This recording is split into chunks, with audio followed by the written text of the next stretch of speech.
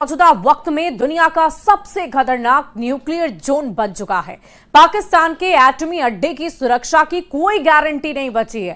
पाकिस्तान के atom bomb पर कई आतंकी संगठनों की नजर बनी हुई है। तहरीके तालिबान पाकिस्तान का सरगना नूर वली कई बार पाकिस्तान के एटमी हथियारों को हासिल करने की कोशिश कर चुका है और ऑपरेशन सिंदूर के बाद नूर वली फिर से एक्शन में आ गया है। मीडिया रिपोर्ट्स की अगर माने तो पाकिस्तानी सेना इसी डर से सैन्य मुख्यालयों की जगह बदलने की योजना बना रहा है। पाकिस्तानी सेना का हेडक्वार्टर रावलपिंडी में है, जिसे जनरल मुनीर इस्लामाबाद ले जाने का जुगाड़ कर रहे हैं।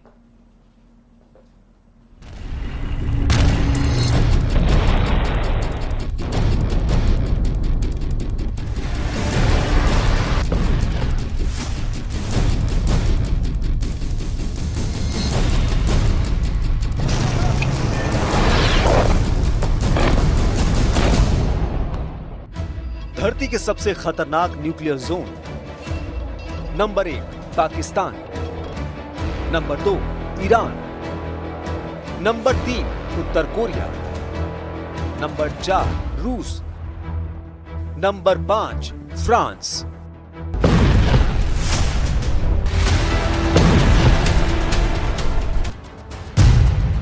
पाकिस्तान धरती पर सबसे खतरनाक परमाणु जोन है।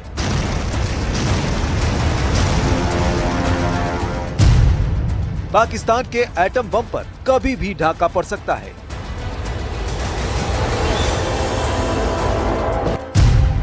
पाकिस्तान से एटम बम छीन लेने की मांग हो रही है।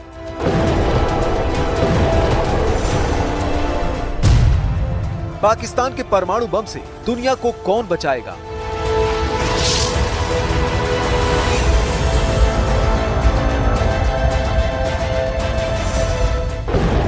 ऑपरेशन सिंदूर ने पाकिस्तान के इतने चेहरे बेनकाब किए हैं जिसकी गिनती नहीं की जा सकती। पाकिस्तान इतने तरह से तबाह हुआ है कि उसे कई साल उबरने में लगेंगे।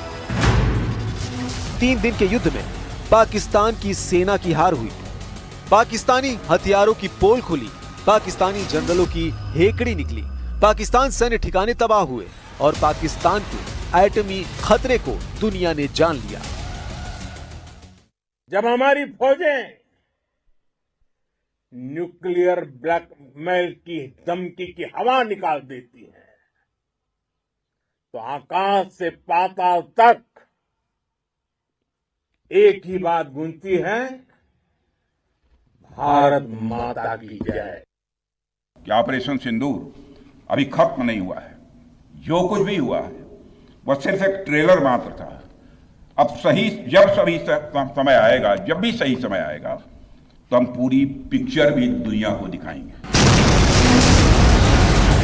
वो एटम बम जिसके धमाके से दुनिया दहल जाती है, वो न्यूक्लियर हथियार जिनकी त्रासदी कई पीढ़ियां झेलती है, उसको लेकर भी पाकिस्तान बदनाम हो चुका है। पाकिस्तानी न्यूक्लियर वेपन पूरी दुनिया के लिए टेंशन बन गए हैं। अमेरिका हो या एशिया, दुष्ट देश पाकिस्तान से अलर्ट हो चुके हैं। महाशक्तियां परेशान हैं। डोनाल्ड ट्रंप हो, प्रेसिडेंट पुतिन हो या फिर यूरोपीय महाशक्तियां, सबकी टेंशन सिर्फ और सिर्फ पाकिस्तानी नरसंहार के हथियार हैं। पाकिस्तान ने ऐसा एटमी प्रोपेगेंडा फैलाया है कि पूरी दुनिया में हड़कंप मचा है। पाकिस्तान ने न्यूक्लियर रेडिएशन लीक का प्रपंच रचकर अमेरिका तक के होश उड़ा दिए। पाकिस्तान में प्लूटोनियम लीक की अटकलें आंधी की शक्ल में फैली, जिसकी सुर्खियां पूरी दुनिया में बनी। लेकिन यह हथकंडा पाकिस्तानी जनरलों ने क्यों आजमाया? जनरल मुनीर आखिर क्यों एटमी आग से खेल रहे हैं? क्या पाकिस्तान की दोगली एटमी पॉलिसी का पर्दाफाश होने से जनरल मुनीर बौखलाया है? रक्षा मंत्री राजनाथ सिंह ने जब से पाकिस्तानी परमाणु बमों की निगरानी की सख्त जरूरत की मांग की है, पूरे पाकिस्तान में कोहराम मचा है। पाकिस्तान ने ऑपरेशन सिंदूर के बाद किराना हिल्स में न्यूक्लियर रेडिएशन का मनगढ़ंत ड्रामा रचा। पाकिस्तानी सोशल मीडिया में किराना हिल्स पर बने खुशब परमाणु परिसर में प्लूटोनियम के रिसाव का ढोंग किया गया, जिसके बाद अंतर्राष्ट्रीय परमाणु ऊर्जा एजेंसी ने सभी अटकलों को खारिज करने के लिए बयान जारी किया। IAEA ने साफ कर दिया कि पाकिस्तान के किसी भी परमाणु ठिकाने से कोई रेडिएशन लीक नहीं हुआ है। भारतीय सेना ने इन अटकलों को उसी दिन खारिज कर दिया था जब किराना हिल्स पर हमले को लेकर पाकिस्तान ने हवा बनानी शुरू की थी। Thank you for telling us that Kirana Hill houses some nuclear installation. We did not know about it. Okay. And we've not hit Kirana Hills, whatever is there. Okay. I did not brief in my briefing yesterday. Bharat ने पाकिस्तान को जहां जहां घुसकर मारा उसके सबूत पूरी दुनिया को दिखाए, लेकिन पाकिस्तानी जनरलों के शैतानी दिमाग से निकले फितूर ने सबसे बड़ी बात उजागर कर दी, बात एटमी खतरे की। पाकिस्तान जैसे नेशन के पास न्यूक्लियर हथियार रहने चाहिए या नहीं, पाकिस्तान के एटम बम को किस तरह खत्म किया जा सकता है, तो पहले पाकिस्तान की एटमी पावर खत्म क्यों करना जरूरी है, इसे समझिए। जनवरी महीने की बात है, पाकिस्तान में एक बड़ा किडनैपिंग कांड हुआ। पाकिस्तान के तहरीके तालिबान ने पाकिस्तान के 16 वैज्ञानिकों का अपहरण किया। किडनैप किए वैज्ञानिकों का वीडियो रिलीज कर टीटीपी लड़ाकों ने जनरल मुनीर को घुटने पर ला दिया। टीटीपी फाइटर्स ने पाकिस्तान की सुरंग से यूरेनियम लूट का दावा तक किया था। पाकिस्तान के तालिबान ने परमाणु वैज्ञानिकों का अपहरण पाकिस्तानी सेना के अफगानिस्तान में हमले के जवाब में किया। टीटीपी ने लकी मरवत में काम कर रहे काबुल खेल एटॉमिक एनर्जी खनन के 18 लोगों की किडनैप कर सौदेबाजी की, जिनका आज तक पता ठिकाना किसी को नहीं लगा। तालिबान लड़ाके यही नहीं रुके, इसके बाद टीटीपी के परमाणु ठिकानों को निशाना बनाने की कोशिश की रिपोर्ट आई। यह हमला कराची में मसरूर एयरबेस पर हुआ, जहां पाकिस्तान ने जंगी जेट और मिसाइलों में न्यूक्लियर बम फिट कर रखा है। हालांकि मसरूर बेस पर तालिबानी हमले की साजिश वक्त रहते पता चल गई, लेकिन इससे ये साफ हो गया कि पाकिस्तान के परमाणु बम सेफ नहीं। तालिबान की तरह ही लश्कर और जैश के खूंखार लड़ाके भी एटमी हथियारों पर डाका डाल सकते हैं। ये खतरा खुद अमेरिका भी जता चुका है। अमेरिका ने पाकिस्तान की लॉन्ग रेंज एटमी मिसाइल को भी अपने देश के लिए विनाशकारी माना है। Developed increasingly sophisticated missile technology, from long-range ballistic missile systems to equipment that would enable the testing of significantly larger rocket motors. If these trend lines continue, Pakistan will have the capability to strike targets well beyond South Asia, including in the United States. Super power America ने पाकिस्तान से atom bomb छीनने का plan भी बना रखा है। इस plan को अमेरिकी खुफिया और सैन्य जानकारों ने न्यूक्लियर स्नैच ऑपरेशन और रेंडर सेफ मिशन का नाम दे रखा है।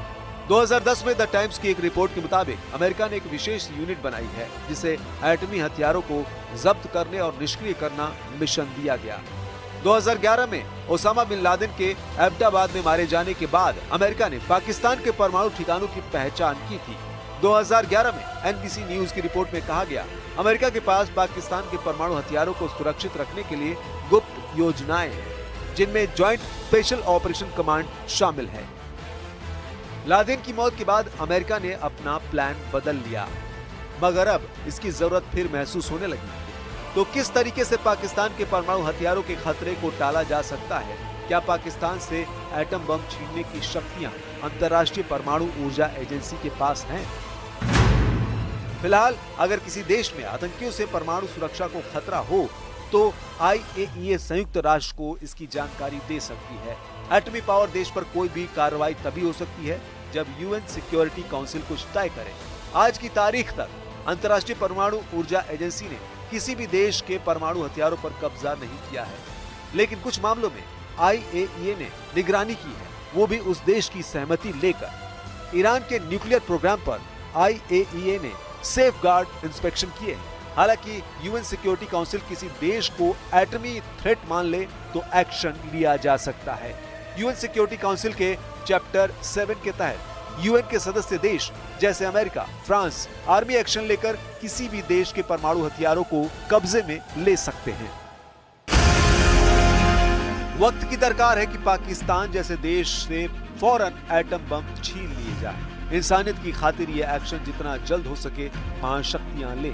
अगर इस मिशन में ज्यादा देर हुई तो पाकिस्तान के सरफरे जनरल खुद ही एटम बम का सौदा आतंकी आकाओं से कर सकते हैं, जिन जनरलों ने मौत के डर से अपने सैन्य मुख्यालय को बदलना शुरू कर दिया है।